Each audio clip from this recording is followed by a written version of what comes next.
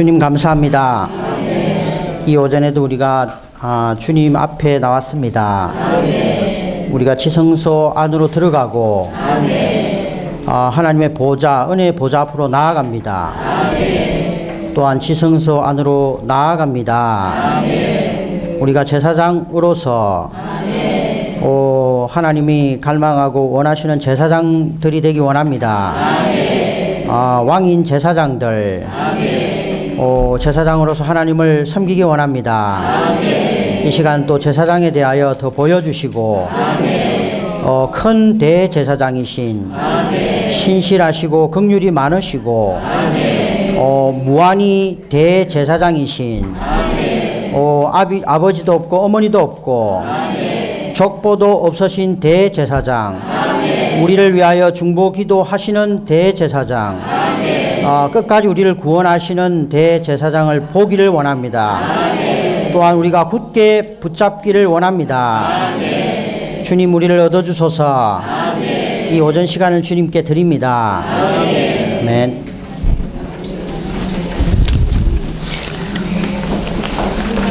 원래는 첫 번째 시간에 메시지 15분을 다뤄야 되는데 조금 첫 번째 교통하실 강사님이 좀 사정이 있어서 저하고 바꿨습니다. 제가 두 번째 시간인데 16번을 먼저 하겠습니다.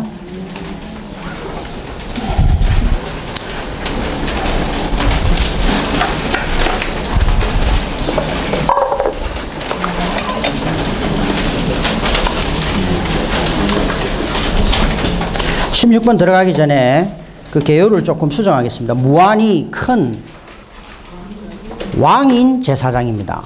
왕 같은이 아니고요. 왕. 왕. 인자도 빼도 됩니다. 사실은 왕 대제사장입니다. 왕 같은이 아닙니다. 왕이죠.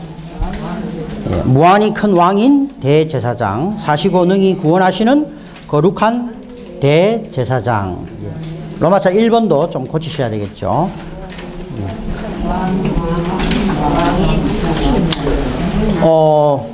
먼저 이번에 오늘 말씀에 들어가기 전에 히브리서 1장 3절, 히브리서 1장 3절과 히브리서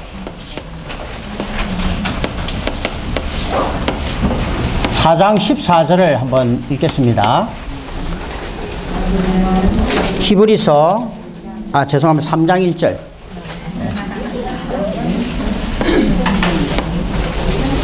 히브리 3장 1절. 그러므로 하늘에 속한 부름을 함께 받은 거룩한 형제님들, 사도이시며 대제사장이시라고 우리가 시인하는 예수님을 깊이 생각하십시오. 이게 깊이 생각하십시오. 4장 14절. 그런데 우리에게는 하늘로 올라가신 위대한 대제사장이신 하나님의 아들 예수님께서 계시니 우리가 시인한 것을 굳게 붙잡도록 합시다. 굳게 붙잡도록 합시다.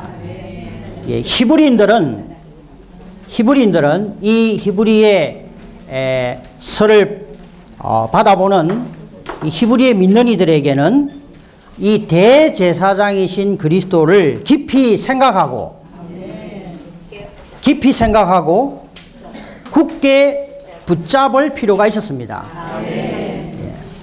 오늘 이 오전에 몇 분의 교통을 통하여 우리가 이 예수 그리스도, 특별히 대제사장이신 이 예수 그리스도, 멜기세덱의 계통을 따른 이 대제사장이신 그리스도를 깊이 생각하고 굳게 붙잡고 우리의 일생 동안 굳게 붙잡을 수 있는 분으로 우리가 보기를 원합니다. 제가 그림을 그리겠습니다. 이 대제사장이라고 할 때 제사장이 뭐냐? 제사장에 대한 정의를 분명히 해야 합니다.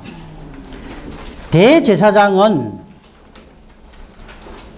지성소 안에 들어가는 사람만 대제사장입니다. 지성소 안에는 보좌가 있습니다. 그래서 하나님의 보좌 앞에 나아가는 사람이 제사장이죠. 하나님의 보좌 앞에 나아가는 사람. 그리고 그 하나님을 흡수하고 하나님으로 적셔지고 하나님을 흡수하는 사람이 제사장입니다. 대제사장만이 지성소 안으로 들어갈 수가 있었습니다. 예. 그래서 제사장의 의미는 하나님의 보좌 앞에 나가는 것입니다. 그리고 하나님을 접촉하고 흡수하고 하나님으로 적셔지는 사람이었죠. 그들이 실질적인 제사장인 것입니다. 자,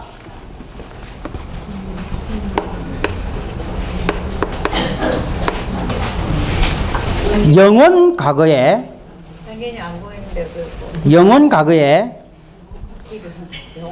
쉬는 시간에 참고하십시오. 영원 과거를 우리는 창세전이라 그러죠. 히브리서 7장 1절에 보면 7장 3절입니다. 죄송합니다. 히브리 7장 3절에 보면 그는 그리스도죠. 그는 아버지도 없고 어머니도 없고 족보도 없고 생애의 시작도 없으며 하나님의 아들과 같아서 무한히 대제사장으로 머물러 있습니다. 이렇게 말합니다. 그래서 그는 누구냐면 그리스도입니다. 그리스도는 무한히 이 시작도 없고 끝도 없으시고 아버지도 없고 어머니도 없는 영원 전부터 그분은 제사장이셨죠. 예. 왜 대제사장입니까? 하나님의 보좌 앞에서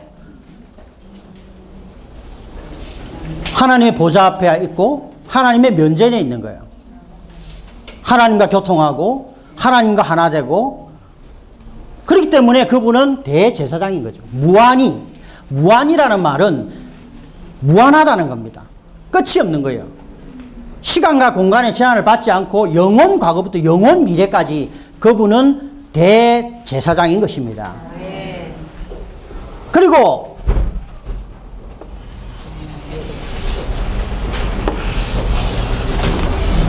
하나님은 사람을 창조하셨습니다. 여기 아담을 창조하셨죠. 하나님은 그분의 창조의 역사 가운데 6일째 되는 날 아담을 창조했는데 창세기 1장 26절에서 하나님께서 말씀하셨다. 우리가 우리의 형상대로 우리의 모양을 따라. 그래서 여기에 형상, 우리의 형상대로 우리의 모양을 따라 사람을 만듭시다. 그리고 그들로 바다의 물고기와 하늘의 새와 가축과 온 땅과 온 땅에 기는 것들을 통치하게 합시다. 이 형상은 하나님의 표현이죠. 표현과 관련되어 있고 통치는 하나님을 대표하는 것과 관련되어 있습니다. 그래서 표현은 제사장과 관련되어 있고요. 대표는 왕과 관련되어 있습니다. 하나님이 아담을 창조하신 목적은 아담이 하나님으로 적셔지고 하나님의 보좌 앞에서 하나님과 함께 교통하고 하나님을 분배받아서 하나님을 표현하기를 원하셨다는 것이죠. 다른 말로 표현하면 아담이 왕인 제사장이 되기를 원하셨습니다. 이것이 하나님이 사람을 창조하신 의도고 하나님의 갈망이었습니다.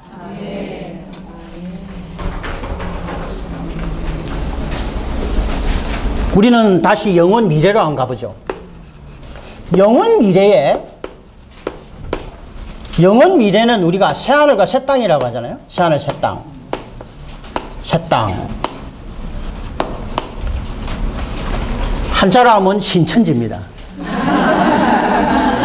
그리고 여기에 새 예루살렘이 있죠. 이 새 예루살렘은 지난번에 제가 영광의 성이라고 했습니다. 새 예루살렘을 부르는 이름이 많습니다. 하나님의 아들의 총체, 예.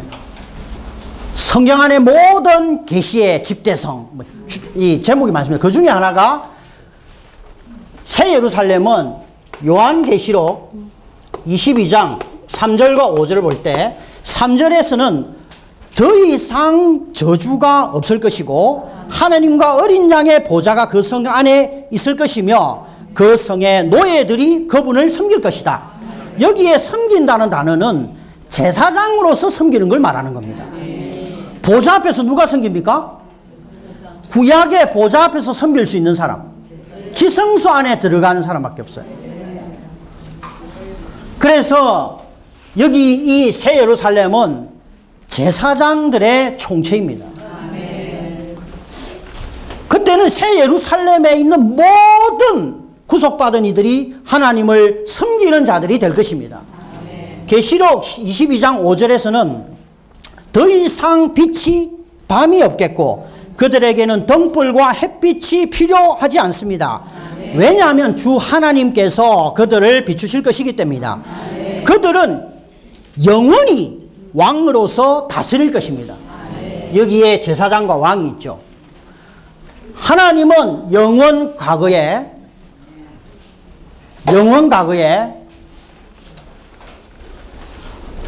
어떤 갈망과 목적을 가지시고 계셨습니다. 그것은 아담의 창조를 통하여 우리에게 계시되었는데 그분은 단체적인 왕들인 제사장들이 필요하셨던 것입니다. 영원 미래에 그분은 새 예루살렘을 통하여 그분의 목적과 갈망을 성취하게 될 것입니다. 이것이 계시록 22장 3절 5절에서 분명히 우리에게 계시되고 있다는 것이죠. 그러나 아담은 어떻게 됐습니까? 안타깝게도 타락하게 되었죠. 아담은 인류 최초의 제사장이었습니다. 아담이 타락하기 전에 하나님과 에덴 동산에서 교통하고 하나님을 흡수하고 생명나무를 먹어야 했죠. 그런데 아담은 타락했습니다. 그래서 에덴 동산에서 쫓겨났죠. 아담은 타락했습니다.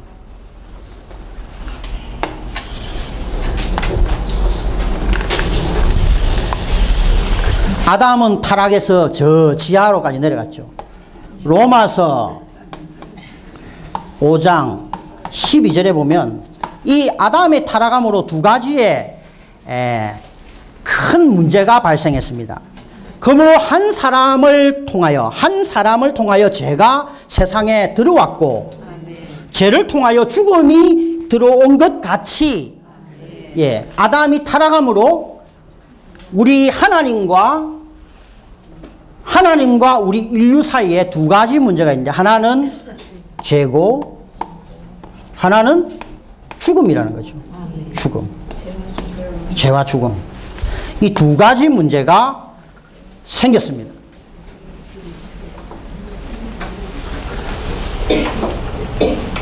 그래서 하나님은 아브라함을 부르셨죠.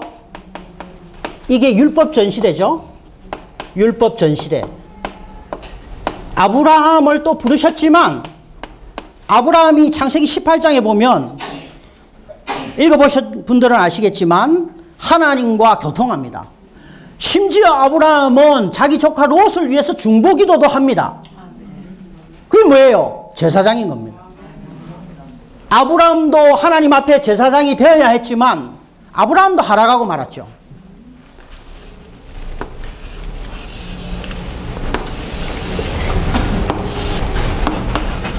모세. 이 율법시대, 모세를 통하여 율법시대가 시작되는 거예요. 모세를 기점으로. 출애굽기 19장 6절에 보면 너희는 나의 제사장 왕국이 되고 너희는 나에게 제사장 왕국이 되고 거룩한 민족이 될지니라. 출애굽기 19장 6절을 보면 하나님이 이스라엘 백성들을 유월절을 지내게 하고 홍해, 세상을 이제 죄의 문제를 해결하고 홍해를 건너서 세상으로부터 구출하여 시나이 반도까지 인도하십니다. 시나이 반도는 호렙산이죠. 호렙산은 하나님의 산이죠. 그 앞에까지 이스라엘 백성들을 이끌고 난 뒤에 하나님이 첫 번째 이스라엘 백성들에게 하신 말씀은 너희들은 제사장 왕국이 되고 모든 이스라엘 백성들이 제사장 왕국이 되기를 원하셨던 겁니다. 그런데 곧 우상 숭배와 금송아지 사건과 그리고 불순종으로 인해서 하나님의 의도와 갈망은 좌절되고 아론의 극히 극소수인 아론의 제사장 직분을 하나님이 세우신 것입니다.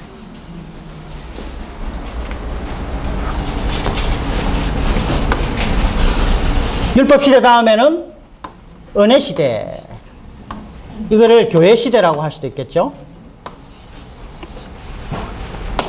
주님의 오심부터 은혜시대, 교회시대가 시작됐습니다.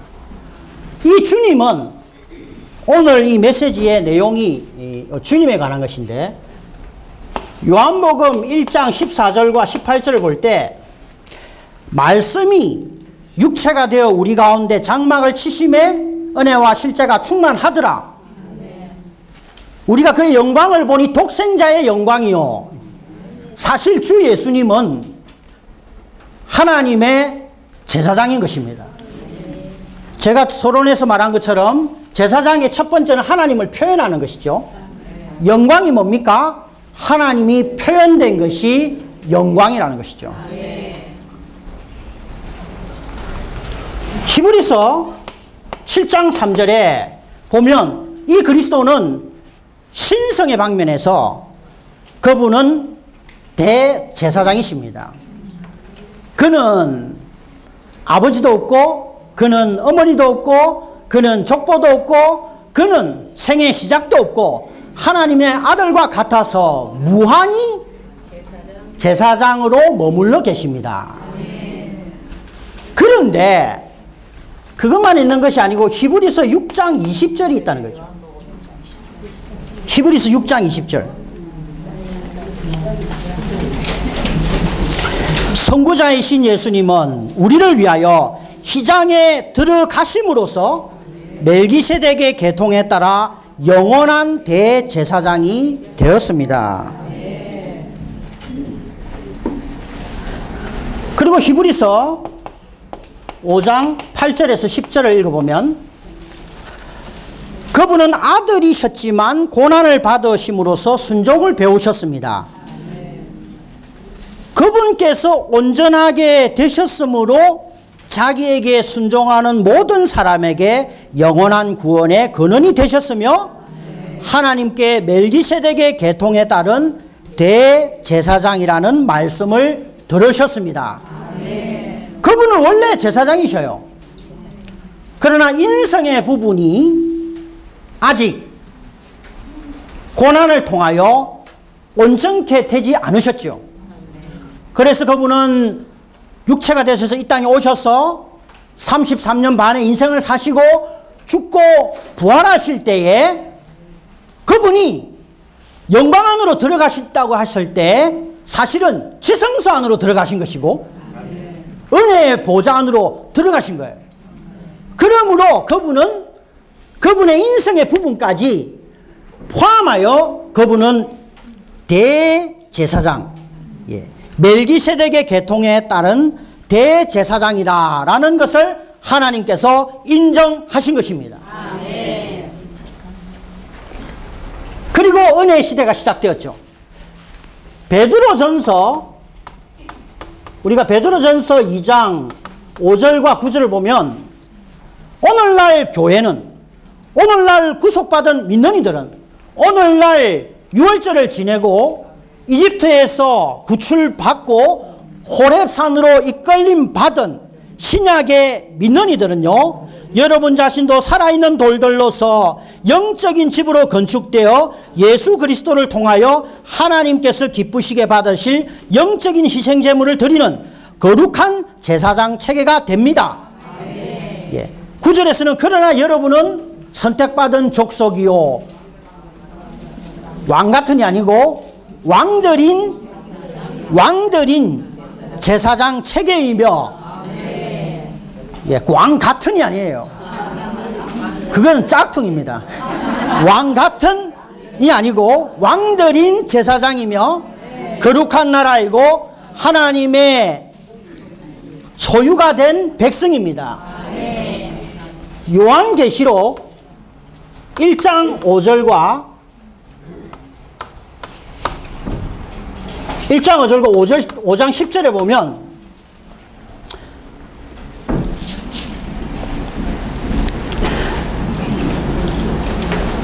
요한계시록 1장 5절 그들은 우리 하나님께 왕국이 되게 하시고 제사장들로 삼으셨기 때문입니다. 그들은 땅에서 왕으로서 다스릴 것입니다. 예, 이것이 5장 10절이죠. 그리고 요한계시록 1장 6절에서는 우리를 왕국이 되게 하시어 그분 자신의 하나님 곧 그분 자신의 아버지를 섬기는 제사장들이 되게 하신 분께 영광과 권능이 영원무궁히 함께 있기를 바랍니다 라고 말합니다. 그래서 신약의 믿는 이들은 마땅히 왕들인 제사장들이 되어야 합니다.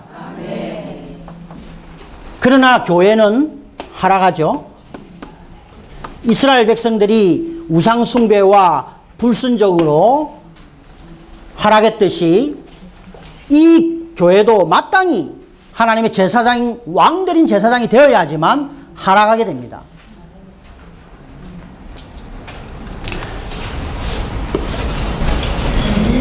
주님은 곧 주재림. 주님은 곧 오시겠죠? 그러면 이제 천년왕국이 도래하게 될 겁니다. 천년왕국이 오게 되겠죠. 요한계시록 20장, 이게 6절입니다. 예. 20장 6절에서 20장 6절을 읽어드리겠습니다.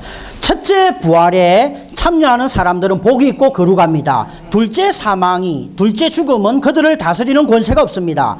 그들은 하나님과 그리스도의 제사장들이 되어 천년 동안 그리스도와 함께 왕으로서 다스릴 것입니다.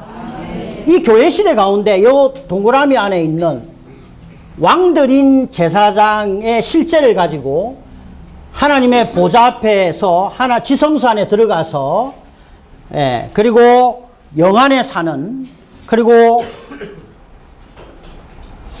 참된 왕들인 제사장들은 천년왕국으로 가겠죠. 이 천년왕국에는 전체가 모든 이들이 다 왕들인 제사장들입니다. 천년 동안 왕으로서 그리스도와 함께 다스리는 이들이죠.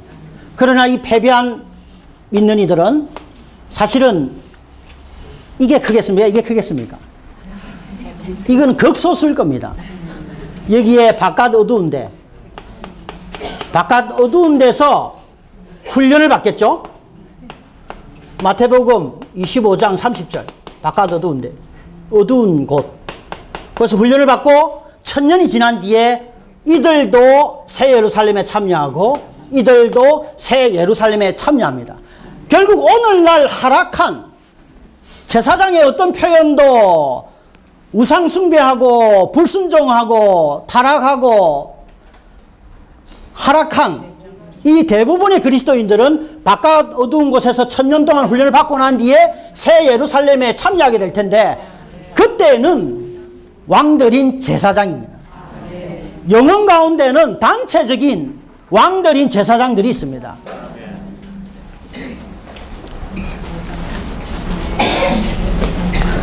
그런데 인류는 타락해서 그들은 지하까지 내려왔죠. 인류는 타락해서 지하까지 내려왔습니다.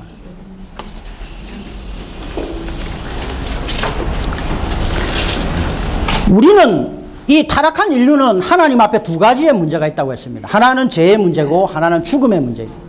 죄의 문제가 해결돼야 하고 죽음의 문제가 해결돼야 되겠죠. 그래서 아론의 제사장 이 직분은 이게 그리스도로 대치되었는데 신약에는 요건 1층입니다. 1층.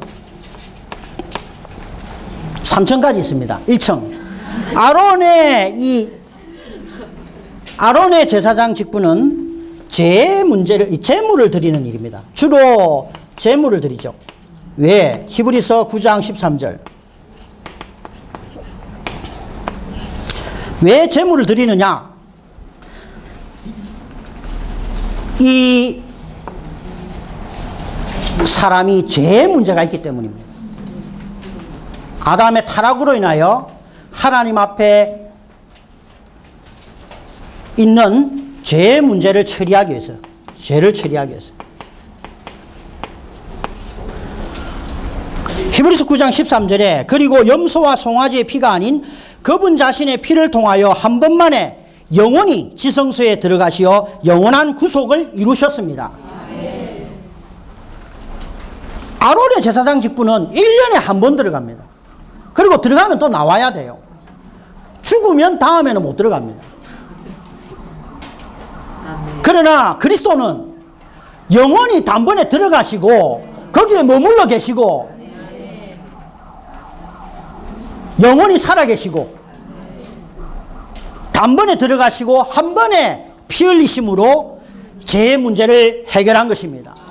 히브리의 믿는 이들 가운데 일부 하락한 성도들은 이 아론의 제사장 직분을 높이고 존중하고 사랑하고 어루만지고 여기에 머물러 있는 이들이 있었기 때문에 바울은 히브리서를 통하여 그리스도가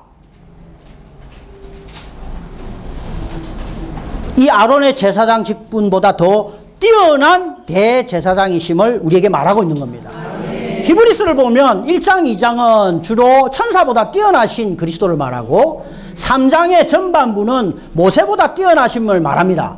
그러나 3장 후반부부터 거의 9장까지는 아론의 제사장 직분보다 더 뛰어난 대제사장이신 그리스도를 말하고 있습니다.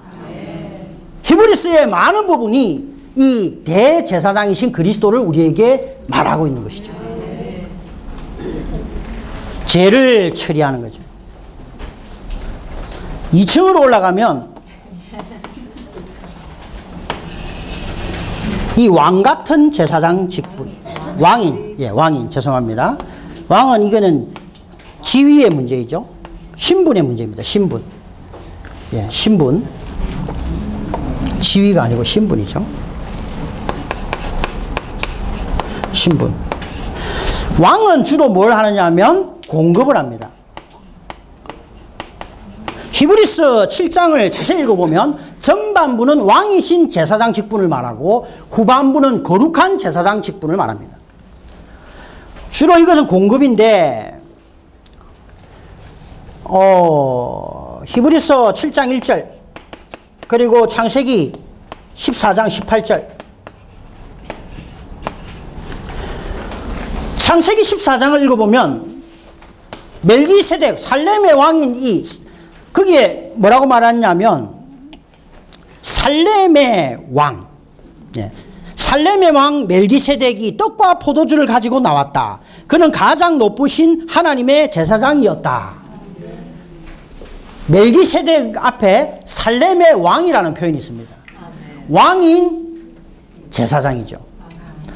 와서 이 멜기세덱이 아브라함에게 와가지고 죄를 위한 제물을 드린 게 아니고 먼저 떡과 포도주를 공급하고 아브라함을 축복했다는 것이죠. 원래 제사장은요, 이 죄의 문제는 중간에 삽입된 거죠. 사람이 타락했기 때문에.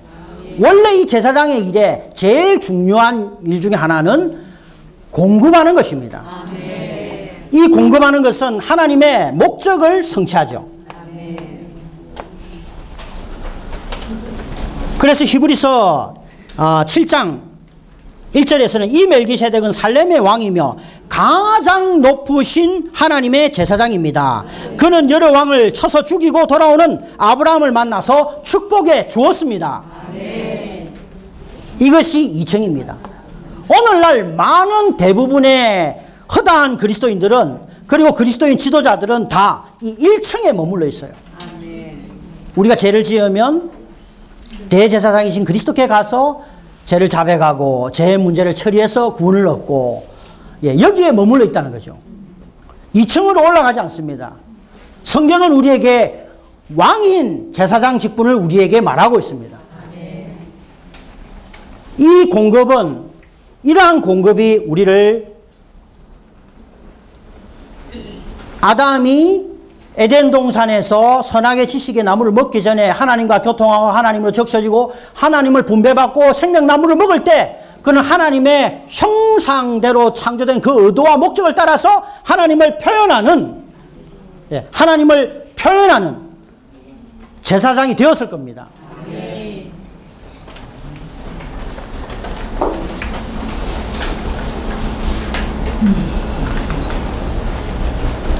그래서 하나님의 목적인 이 영원 미래의 새 예루살렘을 얻을 수 있는 것은, 새 예루살렘이 될 수 있는 길은 왕인 제사장 직분이 필요하다는 것이죠. 세 번째, 3층. 로마서 2번에 있죠. 거룩한 대제사장. 거룩한 대제사장. 이것은 본성의 문제입니다.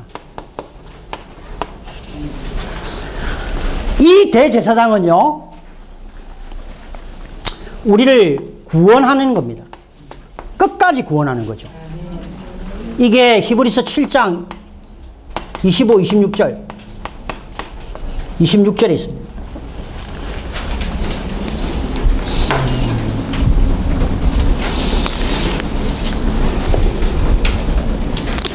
그러므로 그분은 자신을 통하여 하나님께 나오는 사람들을 철저히 구원하실 수 있으십니다.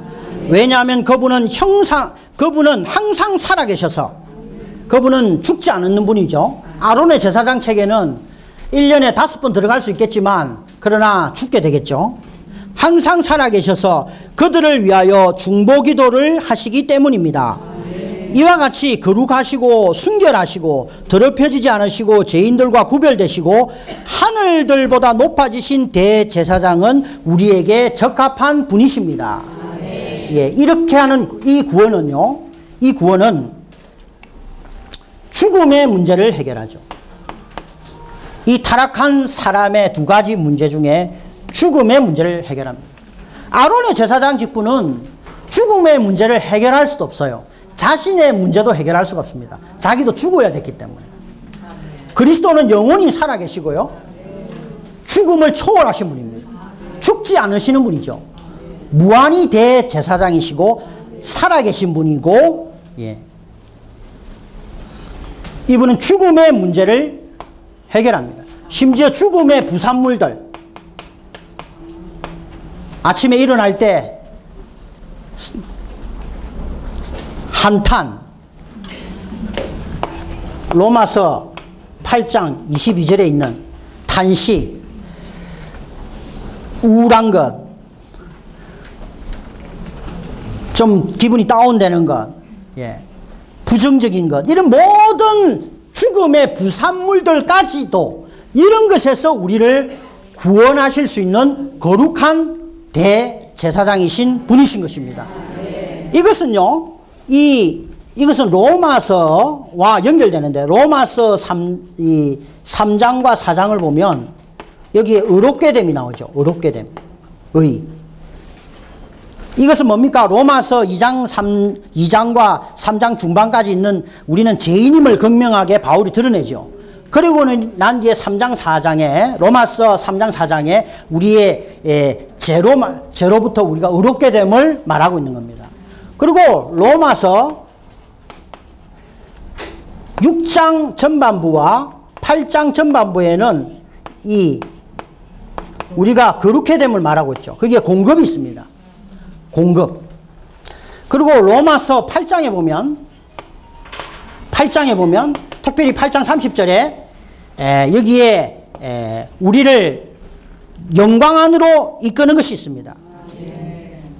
또 하나님께서 미리 정하신 것들을 또한 부르셨고 부르신 것들을 또한 어렵다 하셨고 어렵다 하신 것들을 영광스럽게 하셨습니다. 이것은 우리를 영광 안으로 이끄는 겁니다. 거룩한 대제사장 직분은 우리를 죽음으로부터 죽음의 부산물로부터 철저히 구원해서 결국 우리를 그분의 영광 안으로 이끌기 위한 제사장 직분인 겁니다. 그래서 여기에 이 거룩한 제사장 직분이 하는 일 중에 하나가 중보기도입니다. 중보기도. 로마서 8장에도 중보기도가 있고 여기 히브리 7장에도 거룩한 제사장 직분의 방면에서 중보기도가 있습니다. 우리를 위하여 중보기도 하시죠. 이것은 마치 이것은 어디서 합니까? 우리의 바깥마당. 그죠? 바깥마당에서 뭐 합니까? 바깥마당에 이 성전기구들은 전부 노수로 되어 있습니다. 예, 이 심판을 말하는 거죠. 아론의 제사장 직분은 주로 바깥마당에서의 일입니다. 그들이 할 수 있는 것이라고는 제 문제를 처리하기 위해서 제물을 드리는 것입니다. 물론 1년에 한 번씩 지성소 안에 들어가긴 하지만 예, 바깥마당. 그리고 여기서는 성소에서 일어나는 거죠. 성소는 많은 금의 기명들이 많이 있습니다. 금은 뭐죠? 거룩이죠. 지성소에는 거룩이 있습니다. 시연자에. 이건 영광입니다.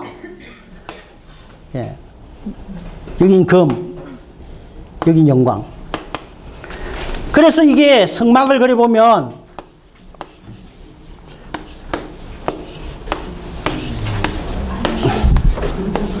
아론의 제사장 직분은 바깥마당에서 늘 다니면서 분주히 일하는 것이고요. 우리 그리스도는 영단번에 아론의 제사장 직분을 대체했을 뿐만 아니라 왕인 거룩한 제사장 직분을 오늘날 수행하고 계십니다. 이 그리스도가 단번에 지성소 안으로 들어가셨고요. 단번에 하나님의 은혜 보좌 앞에 들어가셨어요. 그래서 우리를 이끌어서 어디로 들어가라고 합니까? 나오라고 합니까? 지성소로. 지성소는 누가 들어갑니까? 제사장이 들어가요. 하나님의 보좌 앞에는 누가 나갑니까? 제사장이 나가는 거예요. 그리고 나오라고 하잖아요, 바울이. 자기가 그 안에 들어가 보지 않은 사람이면 거기 한번 들어가 봐라. 들어가라 이렇게 하겠죠. 그러나 바울은 본인이 이 지성소 안에 있는 사람이기 때문에 나오라고. 왜 그 바깥마당에 머물러 있냐? 특별히 그 아론의 그런 것들에 머물러 있냐? 나오라, 나오라. 지성소로 나오라. 은혜의 보좌 앞으로 나오라. 제사장이 되라는 말입니다. 그럴 때 이 히브리에 믿는 이들은 결국 하나님의 목적과 갈망을 이루는 이들이 되는 것입니다. 몇 분의 시간을 들여서 이제 개요를 다루겠습니다.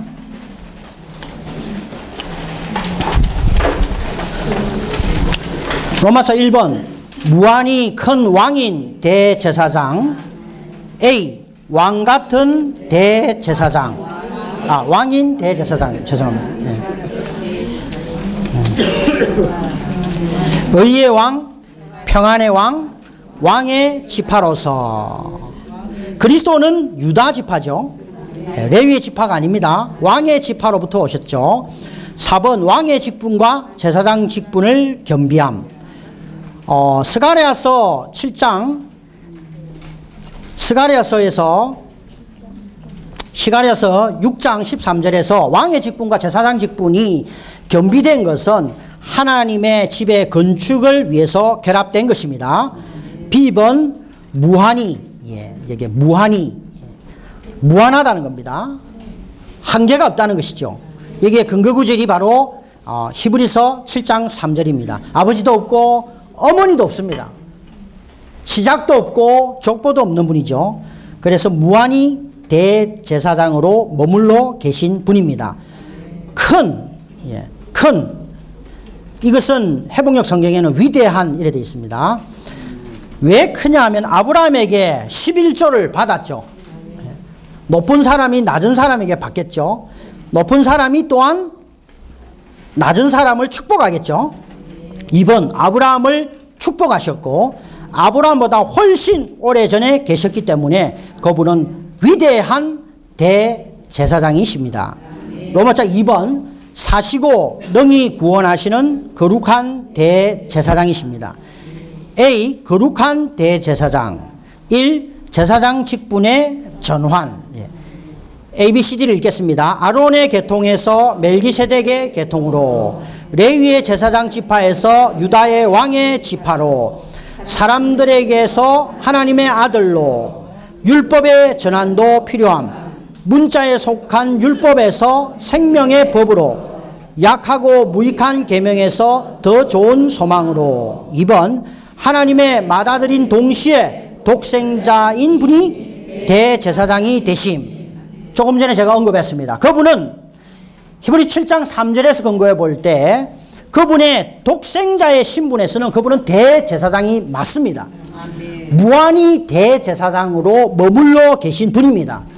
그러나 이분은 히브리서 6장 20절과 히브리서 5장 8절로 10절에 근거해 볼 때 고난을 통하여 온전케 되심으로, 과정을 거쳐서 그분이 고난을 통하여 온전케 되심으로 그분은 맏아들이시면서 그분의 인성의 부분도 이 대제사장의 부분에 포함되게 되신 것입니다.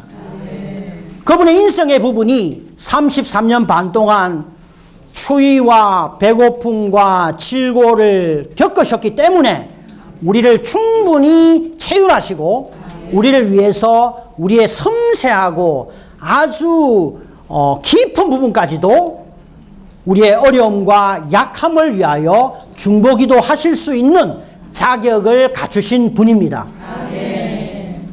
B번 사시고 살아계신다는 거죠. 이 사시고라는 말은 죽음의 반대입니다. 그분은 죽지 않으시고요, 죽음의 어떤 부산물도 그분을 지배할 수 없었습니다. 아론의 제사장 직분은 수명이 차면 다 죽었습니다. 죽음의 통제와 죽음의 지배 아래 있는 존재였고, 대제사장일지라도 1년에 한 번 지성소에 들어가는 대제사장일지라도 죄를 지을 수 있고 죽음의 지배와 노예 아래 있었던 것입니다. 그러나 이 그리스도는 죽음의 방해 없이 영원히 살아계신 분이십니다. 살아계신 분이라고 말할 때 우리는 이렇게 생각합니다. 죽지 않으시고 죽음의 지배를 받지 않으시고 죽음의 부산물이 없는 분이시다. 그리고 그분은 변경될 수 없는 분이시죠. 10번 그분은 구원하실 수 있는 자격이 있으십니다. 우리를 구원하시되 철저히 완벽하게 완전하게 온전히 구원하십니다. 우리를 어떻게 구원하시냐면 중보 기도를 하심으로 구원하시는 것이죠. 아브라함이 그 전쟁에서 이겼을 때 갑자기 멜기세덱, 살렘의 왕 멜기세덱이 와서 포도주를 공급한 것이 아닙니다. 물론 성경 기록은 되어 있지 않지만 이미 멜기세덱은 아브라함을 위해서 중보기도 하고 있었던 것이죠. 승리하기를 기다리고 있다가 승리했을 때 아브라함에게 찾아와서 떡과 포도주를 공급하고 그를 축복했던 겁니다. 3번 우리에게 적합함. A. 거룩하고 순결하시고 더럽혀지지 않으시고 죄인들과 구별되심. 하늘들보다 높으심. 한 번만에 영원히 우리의 죄를 위하여 자신을 드리심. 아멘. 주님을 찬양합니다. 오늘 이 시간 우리는 히브리서 3장 1절에 있는 것처럼 그분을 깊이 생각하는 시간을 가졌습니다. 그리고 히브리서 4장 14절에 있는 말씀처럼 이제 우리의 대제사장을 굳게 붙잡는 이들이 되기를 원하고 하나님의 목적과 갈망인 이 땅의 모든 믿는 이들이 예, 이 땅의 모든 믿는 이들을 포함하여 우리 개개인이 다 하나님의 왕들인 제사장들로서 천년왕국으로 직행을 타고 들어가는 믿는 이들이 되기를 원합니다.